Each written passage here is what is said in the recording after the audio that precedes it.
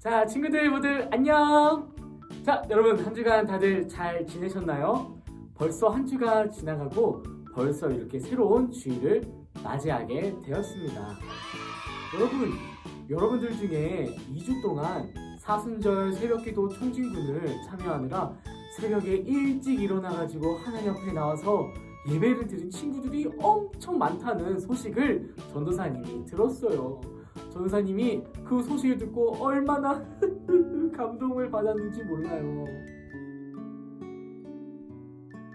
분명 하나님께서 새벽 예배를 통해 여러분들에게 큰 은혜를 베푸셨을 거라 믿어요.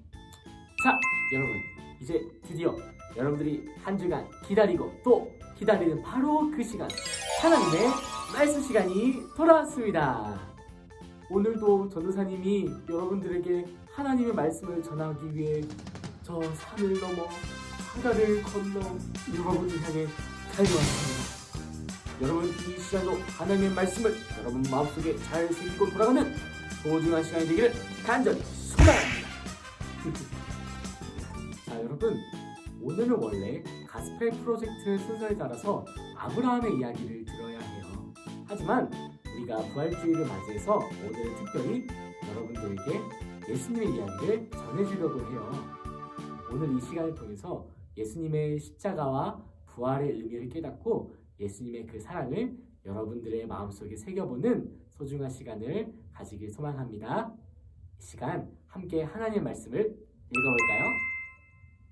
예수께서 나와 말씀하여 이르시되 하늘과 땅의 모든 권세를 내게 주셨으니 그러므로 너희는 가서 모든 민족을 제자로 삼아 아버지와 아들과 성령의 이름으로 세례를 베풀고 내가 너희에게 분부한 모든 것을 가르쳐 지키게 하라. 볼지어다 내가 세상 끝날까지 너희와 항상 함께 있으리라 하시니라. 마태복음 28장 18절에서 20절 말씀. 아멘. 네, 여러분, 오늘은 부활주일이에요. 여러분, 부활주일은 무슨 날일까요? 삶은 계란을 먹는 날인가요? 부활절만 되면 삶은 계란을 먹어야 되는데 오늘은 집에서 영상으로 예배드리니까 삶은 계란을 못 먹는 거 아니야? 너무 슬퍼. 여러분들, 부활절은 삶은 계란을 먹는 날이 아니에요. 부활절은 예수님께서 부활하신 날을 기념하는 기독교의 최고의 절기예요. 자, 그렇다면 예수님께서는 대체 무엇으로부터 부활을 하셨을까요? 바로 죽음에서 부활하셨어요. 예수님께서는 죄로 인해 죽을 수밖에 없는 우리를 죄와 사망에서 구원하시기 위해 십자가에 못 박혀 죽으셨어요. 그리고 우리 예수님께서는 그 죽음을 이겨내시고 다시 부활하셨어요. 자, 이 시간에는 부활에 대한 이야기를 하기 전에 먼저 예수님의 이야기를 영상을 통해 여러분들에게 들려주고 싶어요. 이 시간 잘 집중해서 예수님의 영상을 시청해 보세요.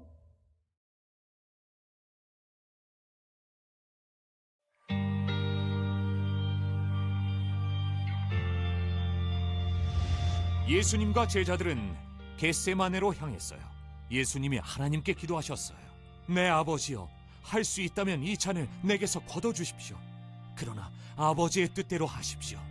예수님이 기도하시는 동안 제자들은 잠이 들었어요. 예수님이 말씀하셨어요. 일어나라, 때가 가까이 왔다. 그때 유다와 큰 무리의 사람들이 나타났어요. 유다는 예수님께 입맞추어 사람들에게 예수님이 누군지 알렸어요. 사람들은 예수님을 잡아 체포했어요. 베드로가 그들을 막으려 했지만 예수님은 베드로를 말리셨어요.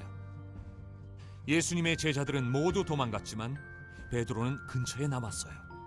사람들은 3번이나 베드로에게 예수님의 제자가 아니냐고 물었어요. 베드로는 나는 아니다 라고 대답했어요. 예수님은 대제사장에게 끌려가셨어요. 종교 지도자들은 예수님을 죽일 이유를 찾으려고 애썼지만 찾을 수 없었어요. 대제사장이 물었어요. 네가 하나님의 아들 그리스도냐? 예수님이 대답하셨어요. 네 말이 맞다. 대제사장이 말했어요. 아하, 이자가 하나님을 모독했으니 죽여 마땅하다.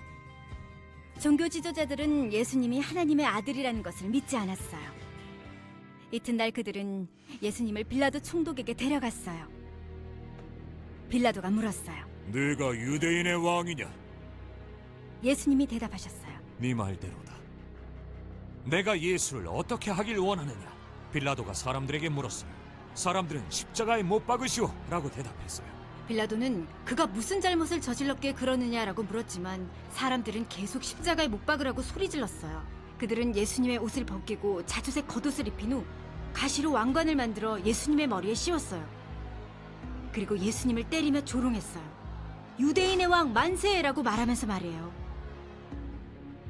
군인들은 예수님을 십자가에 못 박았어요. 그리고 머리 위에 유대 사람의 왕 나사렛 예수라고 적은 죄패를 붙였어요. 두 범죄자가 예수님과 함께 못 박혔어요. 어둠이 땅을 덮었어요. 예수님이 외치셨어요. 내 하나님, 내 하나님, 어째서 나를 버리셨습니까? 예수님은 다시 한번 외치신 후 숨을 거두셨어요. 갑자기 성전의 휘장이 위에서 아래까지 둘로 찢어지고 땅이 흔들렸어요. 숨을 거두신 예수님을 지키던 사람 중 한 명이 말했어요. 이분은 참으로 하나님의 아들이셨다. 예수님은 무덤에 장사되셨어요. 무덤 입구는 돌로 막혀 있어서 아무도 예수님의 시신을 가져갈 수 없었어요. 3일째가 되자 막달라 마리아와 또 다른 마리아가 무덤으로 향했어요. 갑자기 지진이 일어나더니 하나님의 천사가 돌을 굴려내고 그 위에 앉았어요. 군인들은 두려워 기절해버렸죠. 천사가 말했어요. 두려워하지 마라. 예수님은 여기 계시지 않고 말씀하신 대로 다시 살아나셨다. 여자들은 제자들에게 달려가 기쁜 소식을 전했어요. 그때 예수님이 나타나 말씀하셨어요. 평안하냐? 여자들은 예수님께 절했어요. 무서워하지 마라. 가서 내 형제들에게 갈릴리로 가라고 하라. 거기서 나를 만날 것이다. 예수님의 십자가와 부활은 복음의 가장 중요한 부분이에요. 우리는 우리가 지은 죄 때문에 죽어야 하지만 예수님이 우리 대신 죽으셨어요. 예수님은 우리의 죄 용서를 위해 단번에 드려진 피의 희생 제물이세요. 하나님은 예수님의 희생을 기뻐하셨고 예수님을 죽음에서 다시 살리셔서 모든 창조물들을 다스리게 하셨어요. 우리는 예수님을 통해서만 용서받아요. 네, 여러분. 오늘날에는 각 교회마다 십자가가 다 붙어 있고 사람들은 십자가 목걸이를 장신구로 하고 다니기도 하고요. 그리고 우리들의 집에 가보면요. 십자가 장식품들이 여러 개가 전시되어 있는 것을 우리가 쉽게 볼 수 있어요. 하지만 여러분, 예수님께서 살아계시던 때, 그 로마 시대 때는요. 십자가는 죄인들의 사형을 집행하는 사형 도구였어요. 그래서 십자가에 못 박힌다는 것은, 십자가에 매달린다는 것은 부끄러운 일이었고 사람들의 비난을 받는 일이었어요. 자, 여러분, 그렇다면 대체 예수님께서는 어떤 죄를 지으셨길래 그 십자가에 못 박혀 죽으셔야만 했을까요? 예수님 정말 흉악한 범죄자셨을까요? 예수님이 사기꾼이었을까요? 도둑이었을까요? 아니에요. 예수님은 죄가 없으셨고 이 세상 그 누구와도 비교가 안 될 만큼 깨끗하고 의로우신 분이셨어요. 그리고 예수님은 십자가에 매달려 죽으셨지만 사실상 십자가와는 가장 거리가 머신 분이었어요. 왜냐하면 예수님에게는 죄가 없었기 때문이에요. 오히려 십자가에 매달려 죽어야 될 사람은 예수님이 아니라 바로 우리들이에요.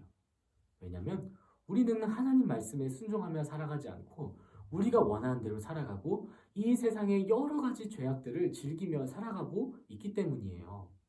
하지만 하나님께서 세상을 이처럼 사랑하사 독생자 예수님, 완전한 하나님이시자 완전한 인간이신 예수님을 이 땅 가운데 보내셨어요. 그리고 우리가 짊어져야 할 십자가를 예수님이 대신 짊어지게 하셨죠. 예수님께서 십자가에 못 박혀 죽으셨을 때 이 세상의 모든 사람들 그리고 우리들의 모든 죄는 다 용서받게 되었어요.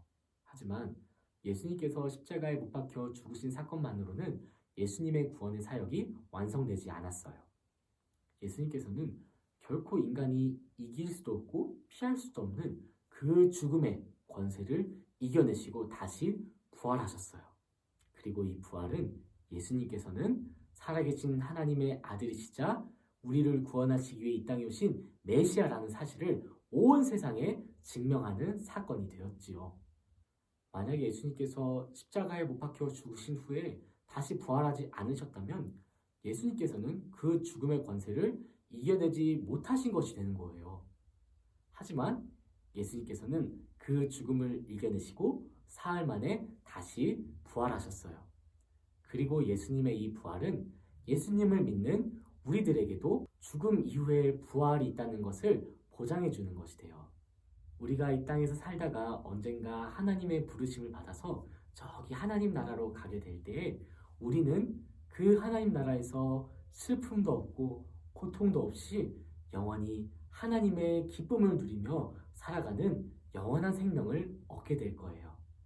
여러분, 예수님께서 우리를 위해 짊어지신 그 십자가와 십자가에서 죽으신 후에 부활하신 그 사건은 우리에게 승리를 가져다 주었어요. 그렇기 때문에 우리는 이 땅에서 살아가는 동안에 이미 승리하신 예수님의 그 발자취를 따라서 살아가는 사람들이 되어야 해요. 자, 그렇다면 여러분, 예수님을 따라 살려면 대체 어떻게 해야 될까요? 아, 전도사님, 예수님께서는 목수셨잖아요. 똑딱똑딱똑딱 목수. 그러니까 우리도 예수님을 따라서 목수가 되어야 해요. 전도사님, 뭐 하세요? 빨리 옆에 있는 도끼 들고 빨리 뒤에 있는 산으로 따라오세요. 자, 갑시다. 전도사님.